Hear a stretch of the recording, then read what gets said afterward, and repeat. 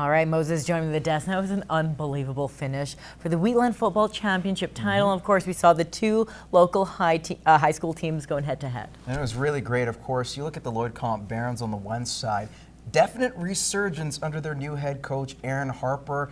On the other, Holy Rosary, those Raiders, looking for the maybe third time's the charm is what they say, after losing in the final the previous 2 seasons.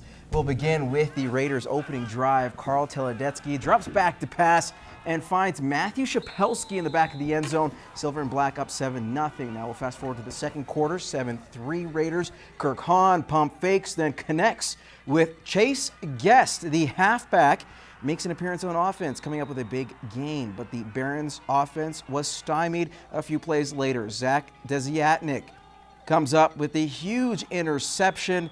A late safety for the Barons would make it 7-5 at the half. Skipping along to the fourth now, 7-6. Barons pinned by their own goalpost, and the hitch pass ends up being a Raiders safety. Holy Rosary leading by a field goal. Final ticks of the game. Barons looking to tie it, but they're wide, leading to this.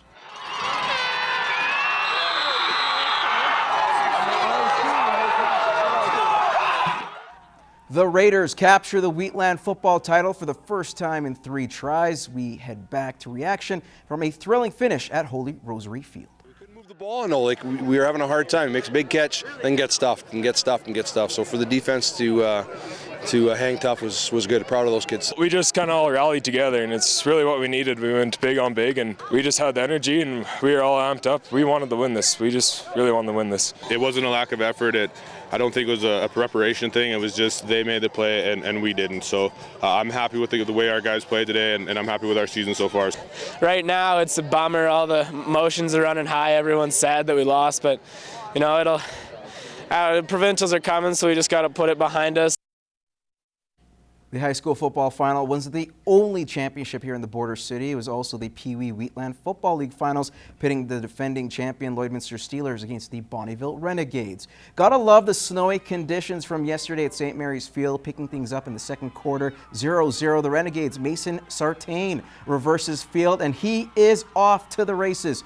Bonnyville with the early lead. Now their extra point attempt after the touchdown, it just goes off the goalpost. But kudos to those kids. They tried their best. Ensuing kickoff, Steelers play some hot potato with the ball as it slips out of a few hands. Eventually, Lucas Wood gets a hold of it, but gets tackled for a loss. Next play, Matthew Morin. He'll go right, then decides to cut back left. The running back breaking tackles, eventually gives one of the Renegades the stiff arm, looking like a young Marshawn Lynch. Then Anton Amadroud, a few plays later, will air it out to Chase Rogers for a huge gain. And then moments after that, Morin punches it in for 6. Now the Steelers would hold an 8-6 lead, but a rally in the second half by Bonnyville gives them the Pee Wee title. 26-20 was the final. Now in the AJHL, 2 teams were only separated by 3 points, and of course, this is a heated rivalry. The Lloydminster Bobcats and Bonnyville Pontiacs. They were in Bonnyville for this one. Ryan Hendricks scored the opener, or his first goal of the AJHL, to give the Cats a lead, but a goal from Dylan McCombie with only 17 seconds left in the third would force OT. Kyler Henn notched the OT winner for the Yaks.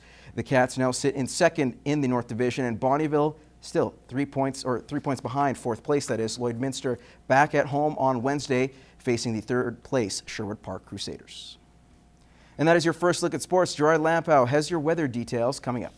Winners of 5 of their last 6 contests, the Baker Hughes Bobcats have erased their tough start to the year and took on the Calgary Flames in search of another 2 points. Now this game was scoreless till the second period. Flames on a power play. Aaron Hyman snaps it through traffic to make it 1-0 visitors. Bobcats respond. Dallas Hines makes the initial stop, but Jackson Kaluski puts home the rebound. Game's all tied up. A few minutes later, Austin McGrath, standing on his head, denies Chris Mondin not once but twice.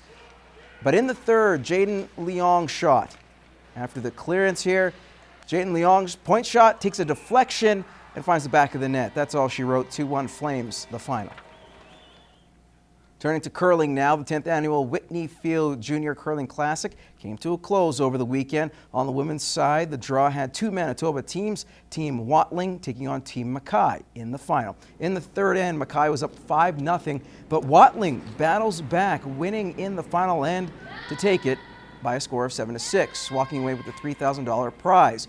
On the men's side, Karsten Sturmey from Grand Prairie won 6-5 in an extra end over Jake Hersticorn from Saskatoon.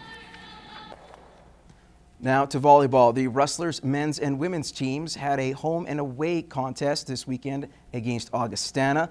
Laura Popplestone was a defensive machine, racking up 14 digs in the win, and Michelle Lang led all players with 12 kills. The women lead the North Conference and sit with a comfortable 6-point lead over the Nate Oaks and Keano College. Now on the men's side, Augustana currently leads the North Division after sweeping the Rustlers the other day. The North Division didn't go as smoothly, of course, for those Rustlers. Tyrell Muskego led the team with 6 kills, while Devin Watson chipped in with 3 stuffed blocks. Both teams will face Nate next weekend, playing at home Friday night.